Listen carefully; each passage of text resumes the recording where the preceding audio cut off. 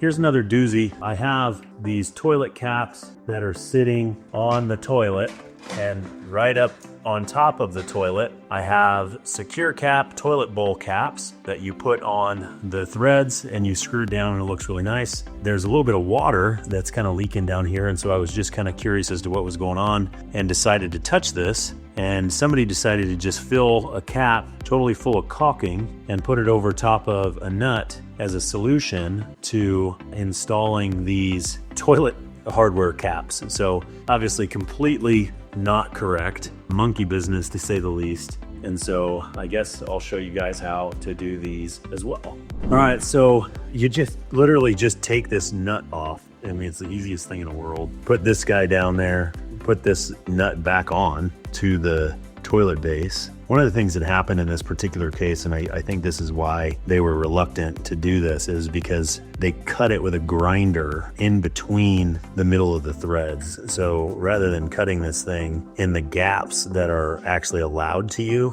for a toilet mounting kit, somebody decided to just hack this thing with a sawzall or a hacksaw or something, and didn't do anybody any favors on being able to get this thing put back together. So actually I may need to pause this a second and go get, well, it does thread back on.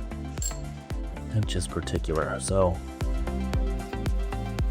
we get our threads back on there. We tighten this thing down, get it nice and snug.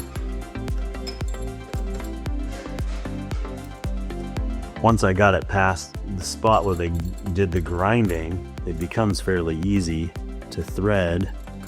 And you just gotta get this guy centered in there and get that thing finger tight. Not a big deal, just kind of snug them up. And then you take one of these threaded caps, you put it right over top, and it's threaded down and super secure without any messy caulking or nonsense.